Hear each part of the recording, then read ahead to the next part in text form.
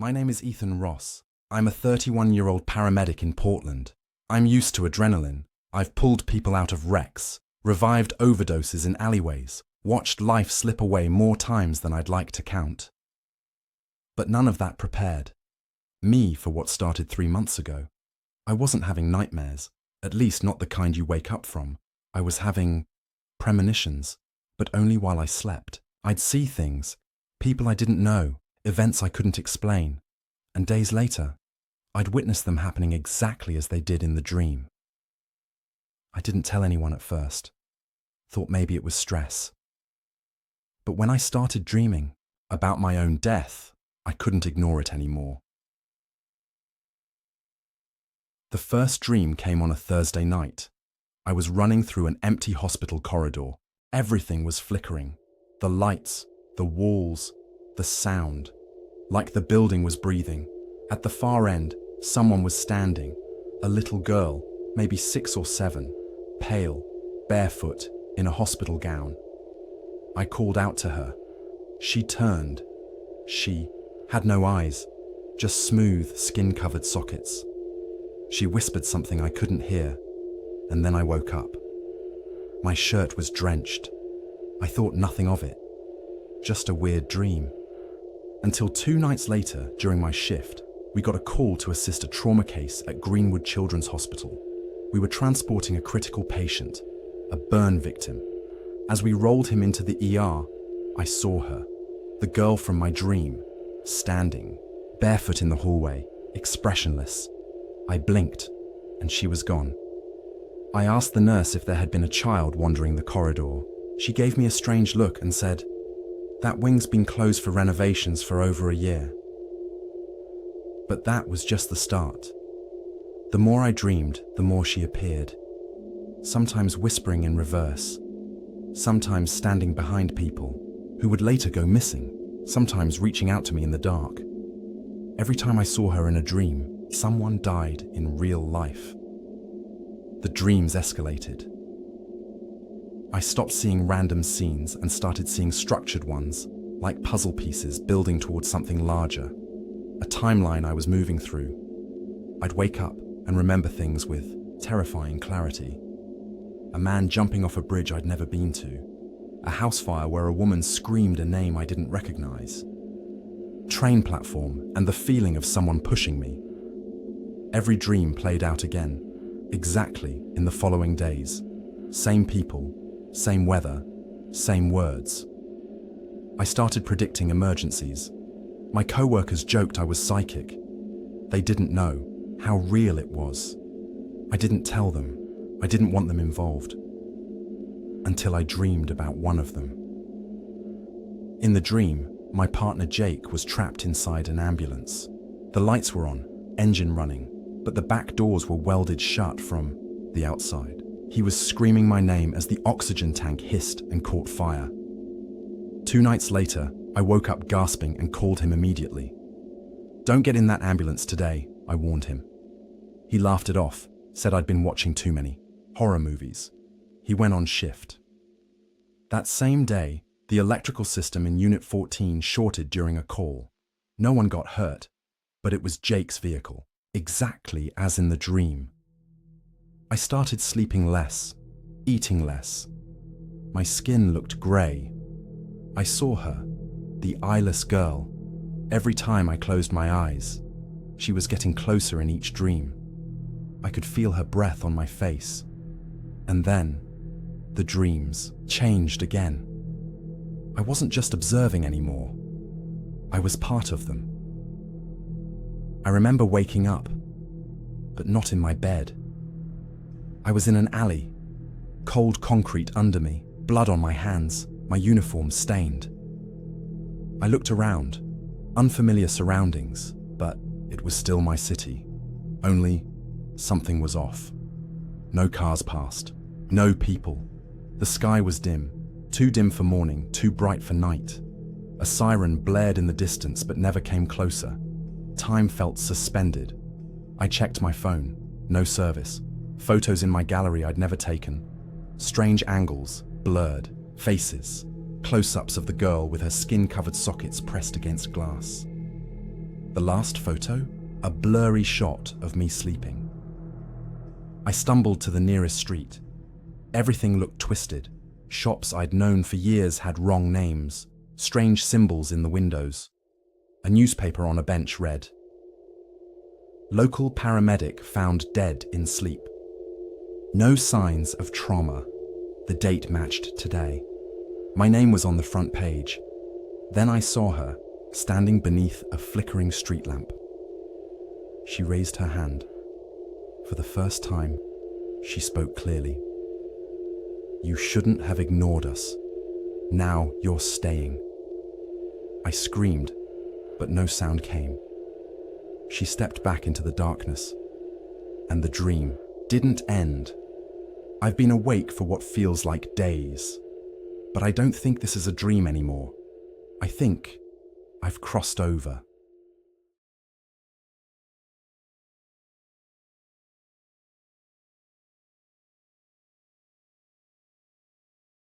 People think dreams are harmless, that they're just the mind's way of sorting things out, replaying fragments of your day like a broken record.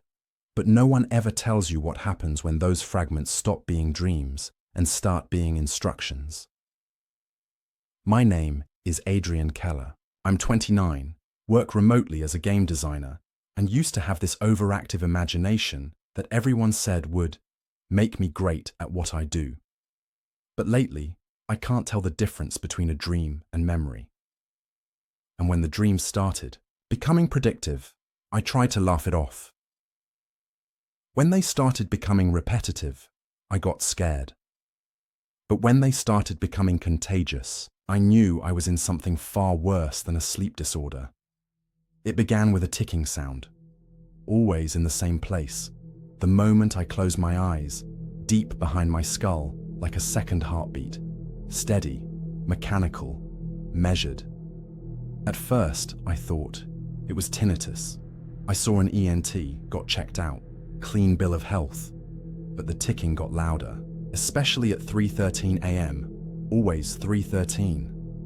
I started waking up at the exact same moment every night. The first few times, I brushed it off, but soon it was exact, down to the second. 3:13, I filmed it to be sure. My phone's alarm would go off, by itself, unprogrammed. One night, I woke to a dream, where I stood in front of a wall covered in clocks. Hundreds, all ticking together, except one. The largest one in the middle, it had no hands. Underneath it, carved into the wall, were the words, "You are the hands." That same day, my neighbor Brian knocked on my door. He looked pale, sweating, his hands shaking. He said, "Do you ever dream of clocks?" My stomach dropped. I never told him, but something was happening. To me, to him, maybe to others. A few days later, Brian was found sitting in his bathtub. Not dead, just gone in the head, eyes open, unresponsive, as if someone had erased the code that made him human. But I knew he had dreamt too deep. I stopped sleeping, tried everything, pills, caffeine, freezing showers. But the body betrays you. One night I blacked out at my desk, just for a moment, seconds maybe. In that span, I dreamed of a room, endless white, no windows, no doors, and I wasn't alone. There were others, people I recognized from real life, my mailman, the woman from the grocery store, my old classmate, all just standing, blank-eyed, still. But in the center of the room was me, or something that looked like me, only taller, eyes all black, wearing a crooked grin. It pointed at the ceiling and said, "You're leaking." When I woke up, my ceiling had water damage. Only it wasn't water, it was ink. Thick, black, still wet ink, seeping from the light fixture. I moved out that week, but the dream followed, me to the hotel. Every night I closed my eyes, the same white room. More people appeared each time, people I'd passed on the street the day before. And the ticking was louder. I began seeing it in reality. clocks bending, people freezing mid-step for half a second, flickers of movement in mirrors that didn't match my own. One night, I caught my reflection blinking after me. 2 weeks in, and I no longer believe dreams are just subconscious noise. They're doors, and someone or something is holding them open from the other side. The real nightmare wasn't the dream itself. It was waking up and realizing I'd brought things back with me. Tiny things at first, a coin with no face, a playing card that was blank, a page in my notebook filled with symbols I didn't write. But then came the bigger things, people who knew me but I'd never met.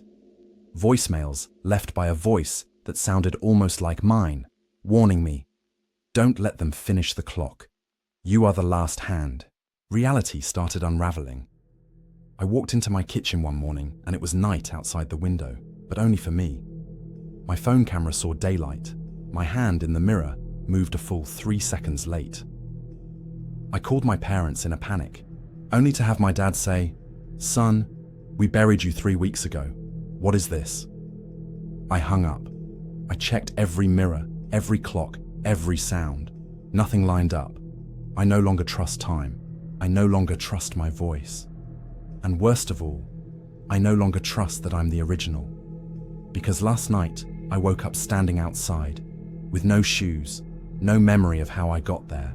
In my pocket, a piece of broken glass, and scratched into it, backwards, "It's already built."